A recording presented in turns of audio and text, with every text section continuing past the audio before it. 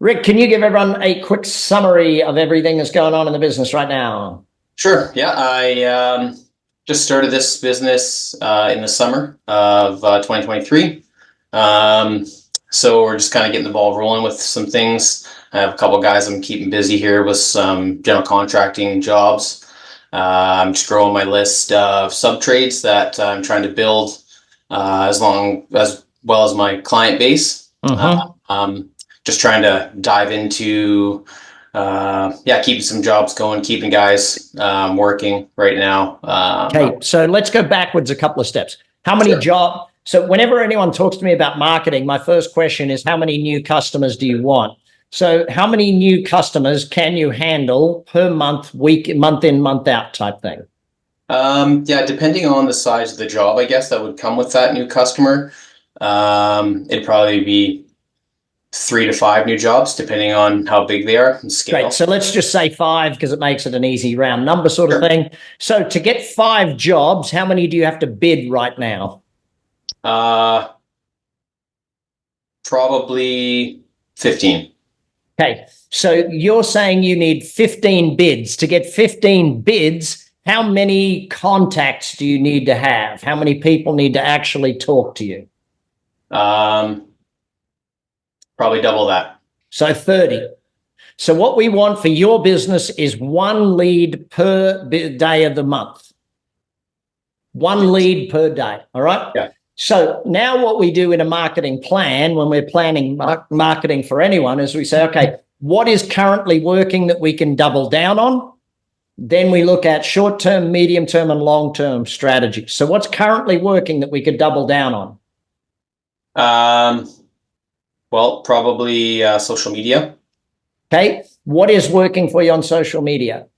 Well, I had another sub-trade construction business too, so that's what I'm kind of piggybacking off of. So lots of folks are still kind of looking up that sub-trade business, and then I'm offering them this service now too, which they, depending on who it is, they take me up on that general contracting service as well. So talk to me then about what is working in your social media. What is working? Is it before and after photos? Is it video? What's actually getting you the results? I'd say it's just probably some posting of before and after, and then just trying to still communicate that I'm operating and posting random things. If it's questions, what do you need help with, or just keeping the social media alive, I guess. Great. So in most businesses like this, one of the first things I say, and in fact, it's almost every business, one of the first things that stops once a business gets up and going is they stop doing the very basic outreach marketing, like knocking on doors. If you're doing a job at number 81, there is a very good chance that the 3 houses either side of them, or the 5 houses either side, and the 10 houses across the other side of the street are going to notice that there's a job going on. Yes or no? Yeah. So go knock on every door, give them your business card and say, hey, listen, we're going to be doing construction over there. It's my company. If there's ever anything going on, if you need a car moved, if the truck's in the way, if there's too much noise or too much mess, please call me immediately. I'm the supervisor. It's my business. If there's anything that you need while we're working at your neighbor's house, please let me know. Now, guess what? 9 times out of 10, you'll find out of those 20 homes, the 10 across the street and the 5 either side of it. Yeah, they're probably going to be calling you. There's 1 out of the 10 that says, hey, you're doing that? What do you do? We do this. There's going to be 1. Does that make sense? Yeah. And if they're not there, have a handwritten note printed up that you'll slide under the door or hang on the door for the people that says exactly what that script did. Do you have a sign out front when you're doing a job? Yeah, usually I do. Yeah. Okay. And what does the sign say?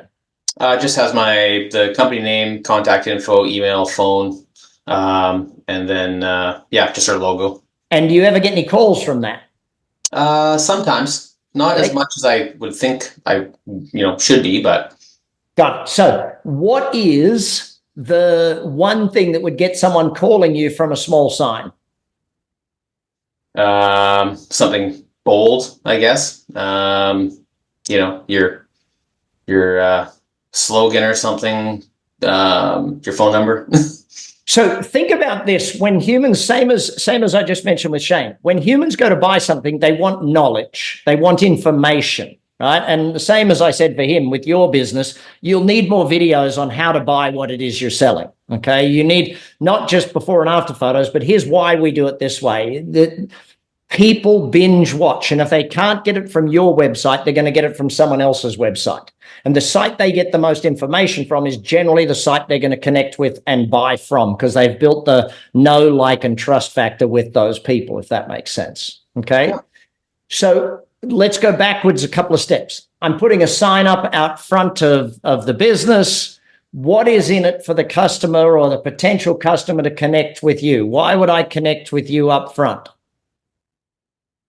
I mean, like what the sign should say, you mean, or what? Yeah, like make me an offer. Make me an offer. Either give me an ebook, or give me $1,000 voucher, or give me something. It's like, every month we give away $1,000 credit to one person that calls from this sign. If you call from this sign, there's a chance of you getting $1,000 towards your home renovation.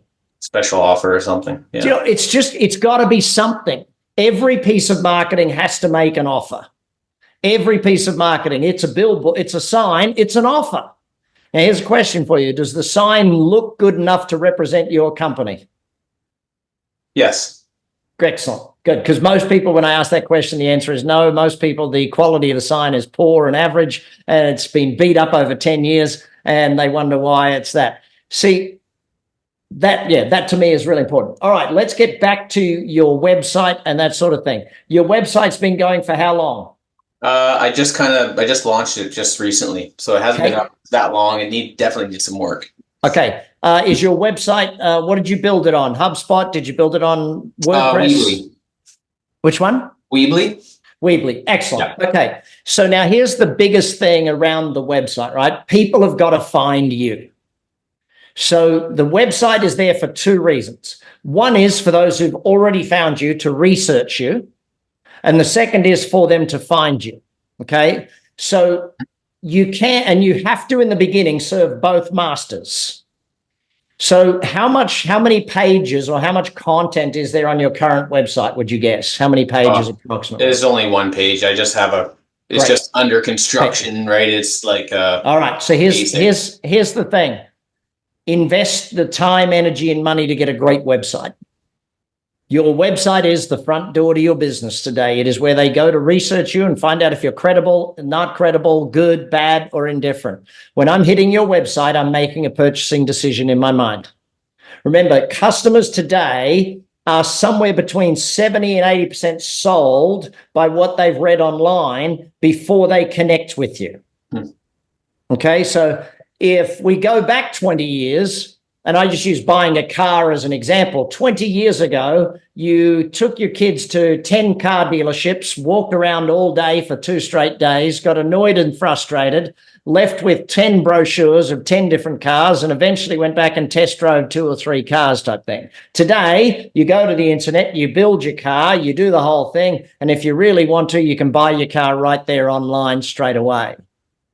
So we're dealing with a total transitional difference. Your website has to have enough information. There's a great book called They Ask You Answer, Rick. I want you to read that book. It's Marcus Sheridan. They Ask You Answer. What Marcus teaches you is the 5 main areas people search for online.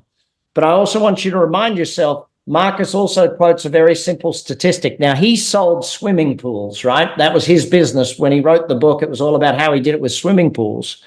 And one of the most interesting things he said is that when someone came to us and had only dropped, what do you call it? If they'd only watched 1 or 2 or read 2 or 3 pages, he knew his conversion rate was going to be very small.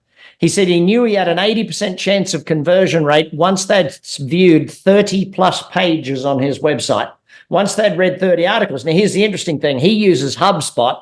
And the great reason I use HubSpot as well is because on HubSpot, I can actually look up and see, hey, Rick read 4 pages on the price of construction. He read only 1 page on quality. He read 7 pages on design. So now all of a sudden I know design is Rick's most important thing. Price is his second most important. Does that make sense to you? Yeah.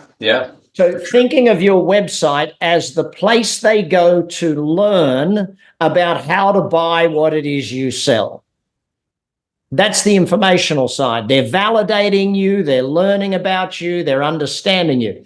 Now, the finding you side takes longer, okay? The finding you side takes a lot longer.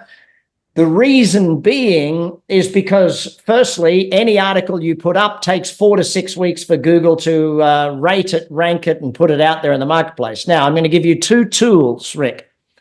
So the most important thing on a website today, once you've built that base site, right? You've got to build that base site with enough information for someone to be able to buy. The next most important thing is your blog. Because every week, twice a week or once a week, preferably 2 or 3 times a week, you're updating a blog article. Now, blog articles, you used to be able to do them for 300 words and it indexed and it was fine. Today, blog articles have got to be 1,500 words plus. They need to have a video attachment. They need several photographs. They prefer to have a FAQ session at the bottom, which has to be linked so that it goes into the top of Google's questions section. You also need to have an infographic of some sort. There's so much that needs to happen to make it really work today. So there's a couple of tools I want you to think about, okay? So for your website, you're going to want to use Google Analytics, okay? Now, if you're using an agency, they can do all this for you. They're also going to want to use SEMrush, SEMrush. They're also going to want to use Ahrefs, Ahrefs. Now, with all of those there, it gets you the knowledge and gets you the information. If you have HubSpot, it gets you a lot of that stuff already included, but we still use those others to get the outside information. Now, what that'll tell you is, what are people searching for? What are the things they want to know? What are the things that will help them lead to you? What articles are important for you to be writing, Rick? Like, my wife had a business doing kids' birthday parties here in Las Vegas, sleepover birthday parties. They put up the nice tents and put in all the beds and made it all fancy and themed it so the kids had beautiful birthday parties. And mom was a great mom because she could put a photo on Instagram of it, and hey, presto, the world was your oyster. But if you think about the type of articles she should be writing, it's things people are searching for, like how to throw a great sleepover birthday party for teenage kids, what are the 10 best birthday party ideas in Las Vegas. Do you know what I mean? So she should write those articles. Now, the final thing I'm going to give you is a piece of software, and I don't get any affiliate codes on any of this, so just go use it. The final piece of software I want you to think of is one called Neuron Writer. Now, again, you don't have to do all this, Rick, but someone has to do it for you, okay? Neuron Writer teaches you how to write great blog articles that will rate against your competitors. So it'll take you through, and it literally teaches you the whole process in the software. They've got a great training program as well. They do a lot of videos, some blogs. They do their own blog around how to use it, etc., all those things. But it teaches you what to do. The biggest challenge with marketing today is that there's 2 things you got to do. One is you got to find them. The other is they got to find you. The immediate marketing is you finding them. What takes a bit longer is getting up enough stuff on your website so they can find you. Brilliant. Love it. Yes. Thank you very much. There's a lot to work on in there, Rick. I know yeah, definitely. for a while.